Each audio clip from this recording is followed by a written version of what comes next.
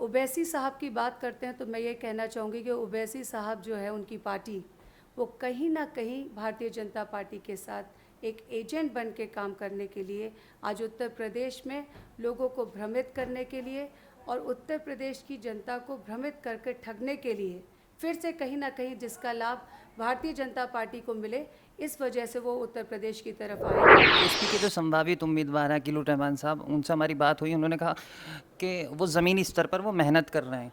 पिछले 4 साल में विधायक जी 4 साल वहाँ दिखाई नहीं दी, तो बोले इस बार नतीजे अलग होंगे। ये आने वाला समय बहुत ज़्यादा लंबा नहीं है, ये 6 और 8 महीने की बात है। ये आपको 2022 का रिज़ल्ट बता देगा कि ज़मीनी स्तर पे काम करने वाले लोग कौन हैं। ओबीसी की पार्टी के लोग कहते हैं कि हम बीजेपी की बी टीम नहीं है, लेकिन समाजवादी पार्टी और बीजेपी में ज़रूर नूरा कुश्ती है। और ये बात वो संसद में भी कहते रहे हैं। ऐसे तो उत्तर प्रदेश के सदन में भी हम लोग कहते रहे हैं। कहने का अधिकार सबको है, ये लोकतंत्र है, लेकिन हकीकत क्या है ये जनता अवगत है इस बात से। तो मैं बात करता हूँ असमोली विधानसभा सीट की। तो असमोली विधानसभा सीट पर मैं काफ़ी गाँवों में घूमा, मैंने लोगों से वहाँ बात की, तो कहीं ना कहीं वो आपसे तो थोड़े बहुत नाराज़ बताए जा रहे हैं कि मैम चुनाव जीती हैं, उसके बाद वो दिखाई वहाँ पर बहुत कम देती हैं। तो आपको लगता है कि इसका असर होगा वोटों पर भी? जो आपने कहा कुछ गांव, तो या तो आप मुझे वो गांव के नाम बता दें तो मैं ज़रूर से उस बारे में भी देखूंगी। लेकिन मैं आपको कहना चाहती हूँ कि जितना मैं और मेरा परिवार इस राजनीति में आने के बाद हम लोग सबसे ज़्यादा जहाँ कहीं पर भी हम लोगों को जानकारी होती है, किसी के सुख में, किसी के दुख में, किसी के यहाँ किसी कार्यक्रम की जो भी सूचनाएं हम तक आती हैं, हम हर कार्यक्रम में पहुँचते हैं। आपने विकास की बात करी, तो विकास वाला चुनाव तो 2017 में हो चुका है और विकास पर नतीजे आपकी पार्टी को मिल भी चुके हैं। तो आप किस विकास की बात कर रहे हैं? आपने देखा कि इस भारतीय जनता पार्टी ने बहुत सारे मुद्दे दिए। क्या किसानों की आय दुगनी हुई? नहीं हुई। क्या बेरोजगार जो लोग घूम रहे हैं आज नौजवान, उनको नौजवानों को नौकरियां दी? जहाँ तक मुस्लिम मतदाता की बात है, हिंदू और मुस्लिम की कभी सोच मैंने रखी ही नहीं।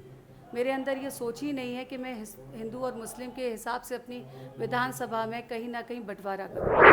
मेरी बात हुई, वहाँ लोगों से बात हुई, लेकिन लोग विकास को लेकर हमसे बोले कि आप विधायक जी से पूछना कि यहाँ का विकास क्यों नहीं हुआ, क्योंकि आप वहाँ से मौजूदा विधायक हैं, आप सरकार में भी रही, समाजवादी पार्टी की सरकार में आप तब भी विधायक थी। तो असमोली का जो विकास होना चाहिए था वो नहीं हुआ, ऐसा वहाँ लोग कह रहे हैं। मेरी लोगों से बात हुई वहाँ पर। लोगों ने जिन लोगों ने आपसे कहा, मैं नहीं जानती कि वो कौन लोग हैं जिन्होंने आपसे नहीं, कहा। मैंने किसानों से बात करी वहाँ पर। अगर आपसे किसानों ने भी कहा। आखिरी सवाल था कि असमोली विधानसभा में मुख्य विपक्षी आप किसे मानती हैं, बीजेपी या बहुजन समाज पार्टी या असदुद्दीन ओवैसी की या एमआईएम? विपक्ष ये जनता को तय करने लीजिए, क्योंकि मेरे लिए कोई ऐसा बहुत मजबूत विपक्ष कहीं नहीं है।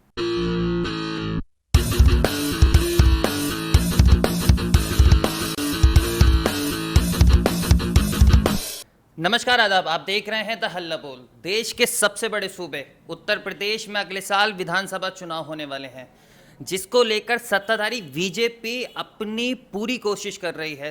तो बीजेपी को हटाने के लिए समाजवादी पार्टी भी अब सड़कों पर उतर चुकी है। इसी पर बात करने के लिए मेरे साथ मौजूद हैं असमोली विधानसभा से मौजूदा विधायक पिंकी यादव जी। मैडम, स्वागत है आपका हल्ला बोल। Thank you so much. पहला सवाल, बीजेपी को कैसे हटाया जाएगा? क्योंकि 2019 में भी गठबंधन कर लिया, 2017 में भी गठबंधन, बड़े बड़े दलों के साथ गठबंधन करा, तब आप बीजेपी को नहीं रोक पाए। तो आप छोटे छोटे दलों के साथ गठबंधन करके किस तरीके से बीजेपी को आप लोग हटा लेंगे? आज हमारे माननीय राष्ट्रीय अध्यक्ष जी ने, जैसे अखिलेश जी ने, छोटे छोटे दलों से गठबंधन करने की जो बात कही है, और उसके बल पे हम लोग इसलिए हटा सकेंगे कि क्योंकि आज हिंदुस्तान के जनता में, ना सिर्फ मैंने कहा हिंदुस्तान, प्रदेश में तो है ही है, पूरे हिंदुस्तान की बात हो रही है कि आज जन आक्रोश है भारतीय जनता पार्टी के प्रति। जिन वादों को लेकर भारतीय जनता पार्टी सरकार में आई थी, आज अपने उन मूल वादों से भारतीय जनता पार्टी पूरी तरह से हट चुकी है। चाहे वो किसानों की बात हो आय को दुगनी करने की, चाहे बेरोज़गारी की बात हो, चाहे महिलाओं को सुरक्षा देने की बात हो, चाहे नौजवानों को नौकरी देने की बात हो, इन तमाम मुद्दों से आज भारतीय जनता पार्टी हट चुकी है। केवल नफ़रत की राजनीति को लेकर चलने का काम भारतीय जनता पार्टी कर रही है। और आज मैं कहना चाहूँगी कि उत्तर प्रदेश की जनता जागरूक हो चुकी है, ये जानती है कि कौन किस तरीके से विकास की तरफ उत्तर प्रदेश को ले जा सकता है। और इसी वजह से मैं कहना चाहूँगी कि उत्तर प्रदेश की जनता आने वाले समय 2022 में समाजवादी पार्टी की सरकार बनाने का काम करेगी। नहीं, आपने विकास की बात करी, तो विकास वाला चुनाव तो 2017 में हो चुका है और विकास पर नतीजे आपकी पार्टी को मिल भी चुके हैं, तो आप किस विकास की बात कर रहे हैं? आपने देखा कि इस भारतीय जनता पार्टी ने बहुत सारे मुद्दे दिए। क्या किसानों की आय दुगनी हुई? नहीं हुई। क्या बेरोजगार जो लोग घूम रहे हैं आज नौजवान, उनको नौजवानों को नौकरियां दी? नहीं मिली। इन सब बातों को लेकर क्या महिलाओं को वो सुरक्षा मिल रही है आज उत्तर प्रदेश में जिसकी बात करते थे ये लोग? तो क्या उत्तर प्रदेश की जनता इन चीज़ों से खाली विकास ही नहीं, ये ऐसे मुद्दे हैं, ज्वलंत मुद्दे मैं कहूँगी, चाहे वो किसानों की आय को दुगनी की बात हो, आज अन्नदाता की अनदेखी करना, जो अन्नदाता इस देश का दिल कहलाता है, उसकी अनदेखी की जा रही है। क्या ये किसान माफ़ कर पाएंगे उन लोगों को जिनके साथ बर्बरता जो है? ठंडी में, गर्मी में बैठे बैठे आज किसानों को इतने महीने गुजर गए, लेकिन आज भी किसानों के लिए जो लाए गए 3 काले कानून हैं उनको वापस नहीं लिया जा रहा। क्या ये जनता उत्तर प्रदेश की देख नहीं रही है? जनता आज जागरूक है, तो सिर्फ विकास की बात ही नहीं, इन सब मुद्दों पे भी आज जनता भारतीय जनता पार्टी से हिसाब मांगेगी और इसी हिसाब के चलते बदलाव लाने के लिए उत्तर प्रदेश की जनता ने अपना मन बना लिया है। अच्छा, जैसे ओवैसी सी हो गए, वो भी चुनाव लड़ रहे हैं 100 सीटों पर, पीएसपी भी अकेले दम पर चुनाव लड़ेगी, आम आदमी पार्टी भी चुनाव लड़ेगी, तो आपको नहीं लगता इसका फ़ायदा बीजेपी को होगा? क्योंकि वोट बटेंगे और बीजेपी को फ़ायदा होगा, देखिए, क्योंकि बीजेपी का कोर वोट बैंक जो है वो तो अभी भी सीमित है। समाजवादी पार्टी का वोट बैंक बड़ा है। अगर सीमित की बात अगर भारतीय जनता पार्टी की करते हैं तो भारतीय जनता पार्टी के अलावा समाजवादी पार्टी का वोट बैंक बड़ा है, बहुजन समाज का वोट बैंक घटा है। और ओवैसी साहब की बात करते हैं तो मैं ये कहना चाहूँगी कि ओवैसी साहब जो है, उनकी पार्टी, वो कहीं ना कहीं भारतीय जनता पार्टी के साथ एक एजेंट बन के काम करने के लिए आज उत्तर प्रदेश में लोगों को भ्रमित करने के लिए और उत्तर प्रदेश की जनता को भ्रमित करके ठगने के लिए फिर से कहीं ना कहीं जिसका लाभ भारतीय जनता पार्टी को मिले, इस वजह से वो उत्तर प्रदेश की तरफ आए हैं। अन्यथा आप भी जानते हैं और ये उत्तर प्रदेश की जनता भी जानती है कि बिहार में क्या हुआ। इसका जवाब इतना ही मेरे ख्याल से काफ़ी रहेगा कि ये लोग जो वोट काटने वाले हैं, आज वोट काटने वालों से भी उत्तर प्रदेश की जनता सावधान है और उत्तर प्रदेश में समाजवादी पार्टी की सरकार बनाएगी। नहीं, लेकिन ओवैसी की पार्टी के लोग कहते हैं कि हम बीजेपी की बी टीम नहीं है, लेकिन समाजवादी पार्टी और बीजेपी में ज़रूर नूरा कुश्ती है, और ये बात वो संसद में भी कहते रहे हैं। ऐसे तो उत्तर प्रदेश के सदन में भी हम लोग कहते रहे हैं, कहने का अधिकार सबको है, ये लोकतंत्र है। लेकिन हकीकत क्या है, ये जनता अवगत है इस बात से, और जनता इस बात को बहुत अच्छी तरीके से समझ चुकी है कि कौन किसके साथ मिलजुल कर काम कर रहा है। समाजवादी पार्टी हमेशा सर्व समाज को लेकर चलने की बात कर रही है। बहुजन समाज के लोगों ने तो अभी उपचुनावों में भी ये बात कह दी थी कि अगर समाजवादियों को हराने के लिए अगर उन्हें भारतीय जनता पार्टी से मिलना पड़े तो वो लोग भारतीय जनता पार्टी से मिलने में भी गुरेज नहीं रखेंगे। लेकिन आज बहुजन समाज पार्टी भी ख़त्म हो चुकी है लगभग, उनके मात्र 5 जो है विधायक बचे हैं, बाकी सभी ने समाजवादी पार्टी का दामन थामा है।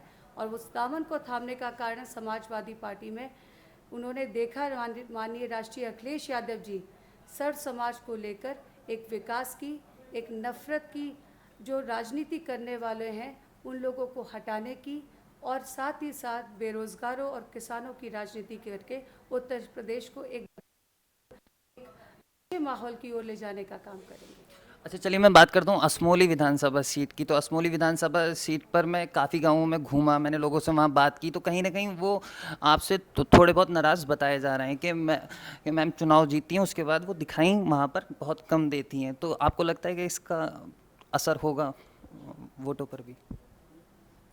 जो आपने कहा कुछ गांव, तो या तो आप मुझे वो गांव के नाम बता दें तो मैं ज़रूर से उस बारे में भी देखूंगी। लेकिन मैं आपको कहना चाहती हूँ कि जितना मैं और मेरा परिवार इस राजनीति में आने के बाद हम लोग सबसे ज़्यादा जहाँ कहीं पर भी हम लोगों को जानकारी होती है, किसी के सुख में, किसी के दुख में, किसी के यहाँ किसी कार्यक्रम की जो भी सूचनाएं हम तक आती हैं, हम हर कार्यक्रम में पहुँचते हैं। और ये हमारी असमोली विधानसभा की जनता ही है जिन्होंने हमें विश्वास जताया और दूसरी बार हमें यहाँ तक इस काबिल बनाया। मैं उसके लिए उन सब की शुक्रगुज़ार हूँ तहे दिल से कि ये विश्वास उनका मुझ पे है और मैं उनके विश्वास को कभी भी कम नहीं होने दूँगी।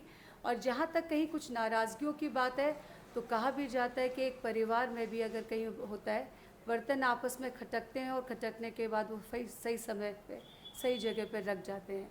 तो आवाज़ें तो होती हैं, पर लोग हमारे साथ हैं, उनका विश्वास मेरे साथ है और उसी तरीके से मैं असमोली की जनता के साथ पूरी तरह से खड़ी हुई हूँ। अच्छा, बीएसपी के जो संभावित उम्मीदवार हैं किलू रहमान साहब, उनसे हमारी बात हुई। उन्होंने कहा कि वो ज़मीनी स्तर पर वो मेहनत कर रहे हैं।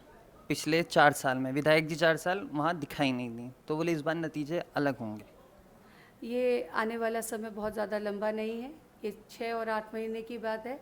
ये आपको 2022 का रिज़ल्ट बता देगा कि ज़मीनी स्तर पर काम करने वाले लोग कौन हैं। हमारे परिवार ने 58 साल से राजनीति कर रहा है और तीसरी पीढ़ी में मैं हूँ, तो कहीं ना कहीं कोई तो वजह होगी कि लोगों ने हमें विश्वास जताया। और हम किसान परिवार से आए हुए हैं, हमारे कोई फैक्ट्रियाँ नहीं चल रही, हमारे कोई कारोबार नहीं चल रहे हैं।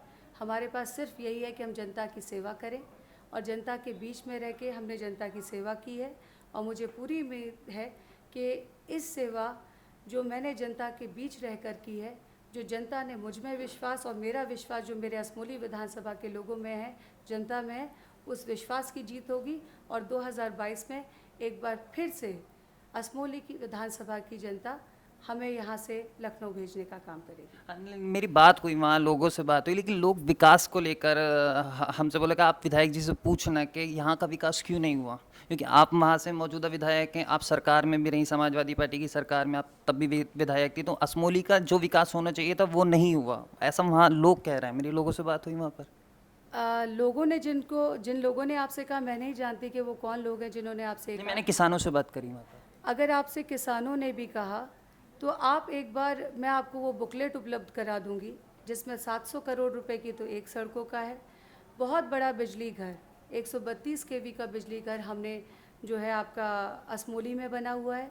14 33 केवी के बिजली घर बनाए, कैला देवी पे एक 30 बेड का अस्पताल बनवाया। मंडी के लिए हमने वहाँ पे प्रस्ताव गया हुआ था पर सरकार बदलने की वजह से नहीं हो पाया। असमोली को तहसील बनाने का जो है प्रस्ताव हमारे ही द्वारा दिया गया और जिसमें सरकार के कुछ समय बचे, जहाँ पे गांव का जो उस समय के डीएम साहब थे वो कुछ गांव का बंटवारा होना था जो सूची नहीं उपलब्ध करा पाए, अन्यथा हमारी ही सरकार में असमोली विधानसभा में असमोली एक तहसील बन चुकी होती, जो अब हम लोग उस पर, मैंने कई बार विधानसभा में भी उठाया है इस बात को और उसका कहीं जवाब सकारात्मक हमें नहीं मिला। हमने डिग्री कॉलेजेस की मांग की, उसका जवाब हमें सकारात्मक नहीं मिला। तो ये सरकार तो कुछ करना ही नहीं चाहती। हमारी सरकार में हमने काम किए हैं। आप चाहें तो शहबाजपुर कला जाकर उस इंटर कॉलेज को देखिए जिसका पैसा 2 करोड़ रुपए करीब अभी रह गया है, जिसको मैं मांग करती रही बार बार, पर अभी 4 सालों में भी वो पैसा नहीं भेजा गया।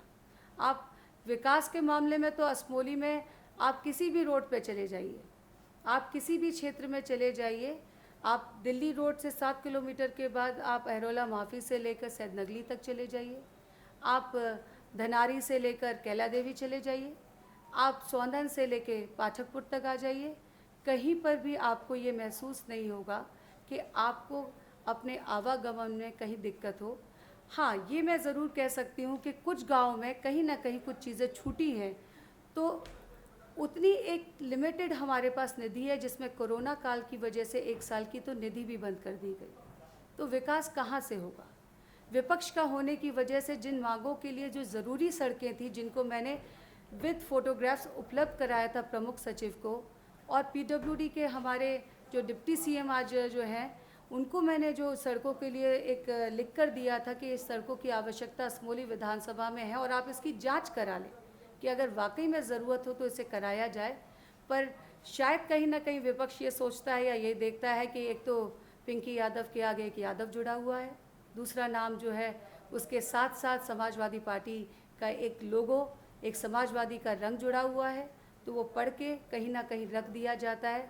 और मैं कहना चाहूँगी ये सरकार की एक मानसिकता दर्शाती है कि विपक्ष के लोगों को काम ना दिया जाए, जिससे कि ये आने वाले समय में कहीं ना कहीं क्षेत्र की जनता इनके साथ कुछ इस भेदभाव के चलते कुछ सवाल करें, पर मैं फिर भी आश्वस्त हूँ अपने विधानसभा असमोली की जनता से कि मैंने वाकई में काम किया है, और ये मैं नहीं, ये वहाँ की जनता आपको जवाब दे सकती है कि मैंने वहाँ काम किया है। लिखित तौर पे उसके डाटाज मेरे पास हैं और आप देख लें, लेकिन मौजूदा सरकार उन सड़कों की मरम्मत तक करा पाने में असक्षम है। अच्छा, आपकी विधानसभा में मुस्लिमों की आबादी काफ़ी हद तक बहुत ज़्यादा है, तो मुस्लिमों का साथ इस बार आपको मिलेगा? क्योंकि पिछली बार भी आपको मिला, 2012 में भी मिला। जहाँ तक मुस्लिम मतदाता की बात है, हिंदू और मुस्लिम की कभी सोच मैंने रखी ही नहीं। मेरे अंदर ये सोच ही नहीं है कि मैं हिंदू और मुस्लिम के हिसाब से अपनी विधानसभा में कहीं ना कहीं बंटवारा करूं। जितने अजीज़ मेरे लिए मेरे मुस्लिम भाई हैं, उतने ही अजीज़ मेरे लिए हिंदू भाई भी हैं, और उन सबके सहयोग की वजह से ही सबका सहयोग मुझे मिला, तब मैं विधानसभा में दूसरी बार फिर से चुन कर आई।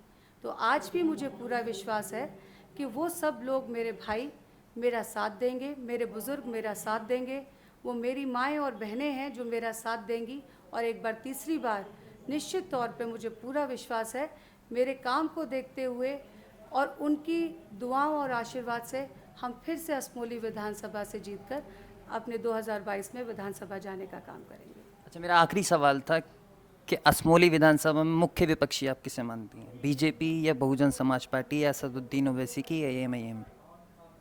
विपक्ष ये जनता को तय करने लीजिए, क्योंकि मेरे लिए कोई ऐसा बहुत मजबूत विपक्ष कहीं नहीं है। मुझे नहीं लगता कोई बहुत मजबूत विपक्ष है, क्योंकि हमने काम किए हैं वहाँ पे। उन काम के बलबूते पे मैं ये कह रही हूँ कि विपक्ष में इतना मजबूत किसी को नहीं मानती। और रही बात तय जनता को करने दीजिए, जनता क्या तय करेगी, जो जनता तय करेगी वो मुझे सर्वमान्य होगा। चलिए, शुक्रिया हमसे बात। Thank you so much. बहुत बहुत ये थी असमोली से विधायक पिंकी यादव जी, जिन्होंने आने वाले विधानसभा चुनाव को लेकर अपनी बात रखी। कैमरामैन ऋषभ के साथ मोहम्मद आमिर, तहल्लुपुर। अगर आपने अभी तक चैनल को सब्सक्राइब नहीं किया है तो प्लीज़ सब्सक्राइब कीजिए और ताज़ा अपडेट पाने के लिए बेल आइकन को दबाना ना भूलें।